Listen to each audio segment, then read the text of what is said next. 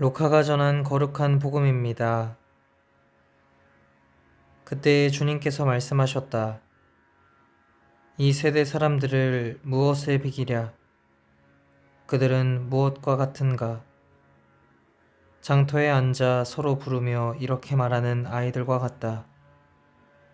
우리가 피리를 불어주어도 너희는 춤추지 않고 우리가 곡을 하여도 너희는 울지 않았다. 사실 세례자 요한이 와서 빵을 먹지도 않고 포도주를 마시지도 않자 저자는 마귀가 들렸다 하고 너희는 말한다. 그런데 사람의 아들이 와서 먹고 마시자 보라 저자는 먹보요 술꾼이며 세리와 죄인들의 친구다 하고 너희는 말한다. 그러나 지혜가 옳다는 것을 지혜의 모든 자녀가 드러냈다. 주님의 말씀입니다. 그리스도님 찬미합니다.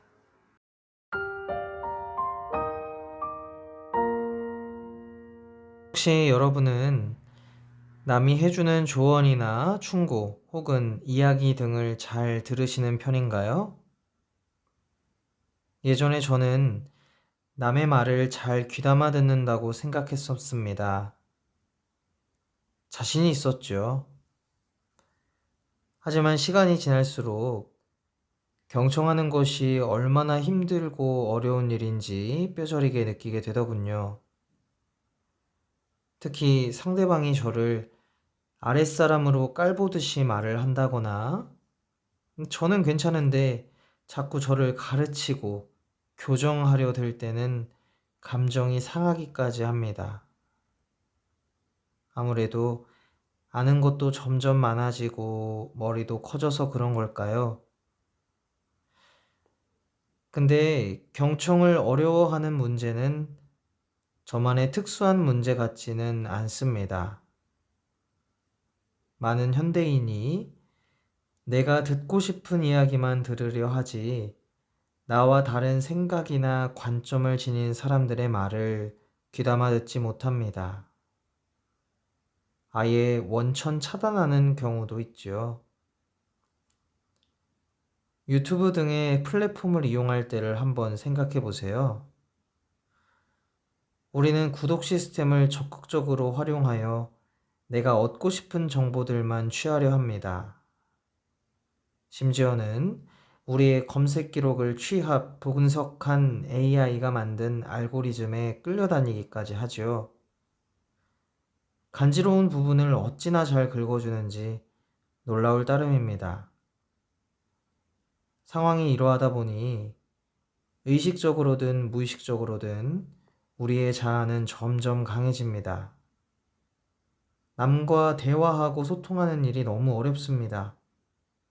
더 나아가 하느님의 말씀도 거북하게 들립니다.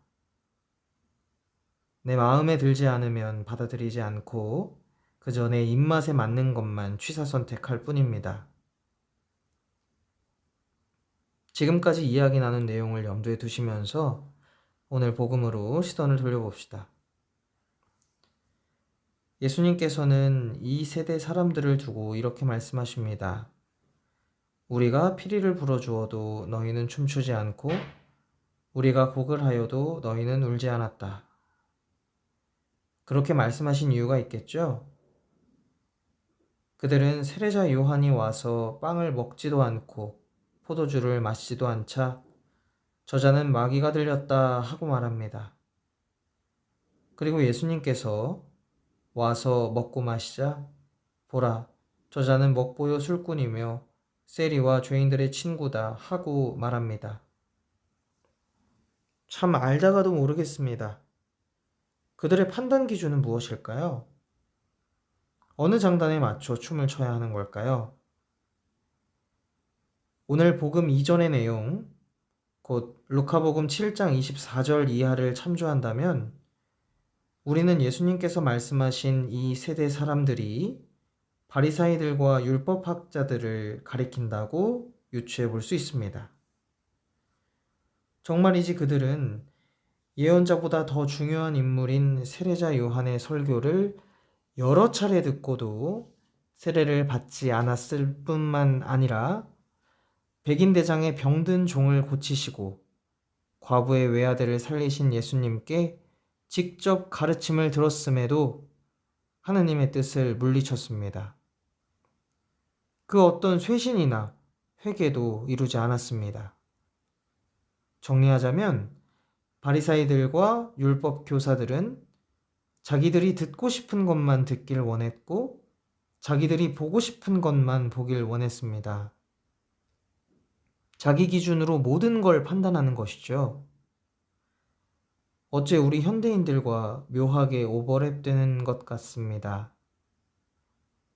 이제 우리에게로 시선을 돌려봅시다. 왜 우리는 남이 해주는 말을 귀담아 들으려 하지 않는 걸까요? 많은 이유가 있겠지만 가장 결정적인 이유는 불편함일 겁니다. 사실 우리는 고통을 너무 싫어합니다. 싫어하는 걸 넘어 죄악시하기까지 하죠. 그래서 모든 고통의 원천을 차단하는 데에 많은 에너지를 쏟습니다. 근데 고통 없는 인생은 진짜가 아닙니다. 그건 허상이지요. 그리고 십자가 없는 부활도 없습니다. 우리는 이 점을 반드시 기억해야 합니다. 사랑하는 형제자매 여러분, 하루를 되돌아보거나 양심의 소리를 듣거나 주변 사람들과 이야기를 나눌 때, 그리고 성경이나 영적 독서를 읽거나 강론을 들을 때가 있으시죠? 만일 그런 순간에 불편한 감정이 스쳐 지나간다면 그것을 외면하지 말고 소중히 다뤄주십시오. 그러니까 왜 이게 불편하게 다가왔을까? 내 안에서 무언가 충돌되는 부분이 있는 걸까? 를 고민하면서 하느님께 한번 여쭤보세요. 하느님은 불편함을 통해서도 말씀하시거든요. 그럴 때 우리는 하느님의 뜻이 무엇인지 알게 되고 그것을 적극적인 행동으로 옮길 수 있을 것입니다. 우리 한 사람 한 사람이 하느님의 뜻을 받아들여 기쁨과 생명으로 충만해지길 빕니다. 복음한 후송으로 오늘 강론을 마칩니다. 주님, 당신 말씀은 영이며 생명이시옵니다. 당신께서는 영원한 생명의 말씀이 있나이다.